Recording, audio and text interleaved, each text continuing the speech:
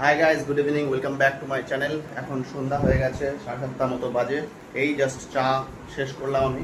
আজকে সারাদিন ভিডিও করতে পারিনি, একদম ব্যস্ত ছিলাম। আজকে শরীরটাও খুব খারাপ ছিল, ওই জন্য আর ভিডিও করতে পারিনি সারাদিন। এখন কাজ বাজ বলতে বিশেষ কিছু না। ওপরে দেখো কটা বাজে, 7:15। কচুরলতি আর চাটা তোমার ঠান্ডা হয়ে গেল, খাবে না? সবাইকে হ্যালো বলে দে। কী করছিস সেটা বলে দে, পালাস না, কথা বল।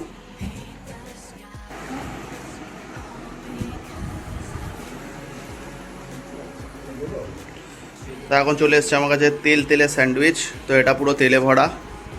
আর এই দেখো আমার নতুন স্টাইল, এটা হচ্ছে ট্রাইপড স্ট্যান্ড। তো এখানে আমি আমার ভালো ভালো গেঞ্জিগুলো মেলতে দিই। তো যারা যারা আমার মতো একটু ঘুরি বেড়াতে চাইছো তারা এগুলো সন্ধ্যাবেলা একটু করে খেয়ে নিও। আর এটা দেখো পুরো তেলে ভর্তি, চপচপ করছে একদম হাতে, বুঝতেই পারছো। নিজের হেলথের পরোয়া না করে মুখের বা জিভের টেস্টের জন্য লোকে একটুখানি তেলে ভাজা খায়। কেউ কেউ মাঝে মাঝে খায়, কেউ কেউ সবসময় খায়। টেস্টই নেই এটাই কোনো গাইস। মাঝে মাঝে এগুলো খাই আমি, কিন্তু ভালোই লাগে। আজকেরটা একদম যেমন পুরো তেতো, মনে হচ্ছে ডিম পাতা খাচ্ছি।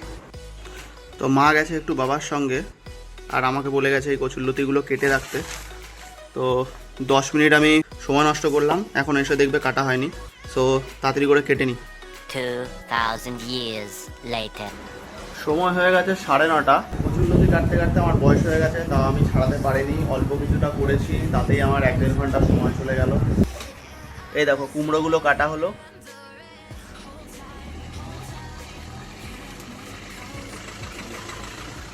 হ্যাঁ দাদা, এখন এই যে ভাত নিচ্ছি। রাত তো অনেকই হয়ে গেল, ডিনার করতেও অনেকটা লেট হয়ে যাচ্ছে। তো আজকে আর বেশি কিছু খেতে ভালো লাগছে না, মাছ ডিম কিছু খাবো না। ডাল ভাত আর আমের চাটনি, দ্যাটস ইট। অনেক কিছু রয়েছে, মাছের তরকারি রয়েছে, মাছ ভাজা রয়েছে, বাট ওগুলো আর খেতে ইচ্ছা করছে না। আজকের মতো গাইজ ভিডিওটা এখানেই এন্ড করছি। যদি ভিডিওটা ভালো লেগে থাকে তাহলে লাইক করে দিও আর সাবস্ক্রাইব করে দিও যদি চ্যানেলে নতুন হও। দেখা হচ্ছে আবার কালকের নতুন ব্লগে। Tata, good night.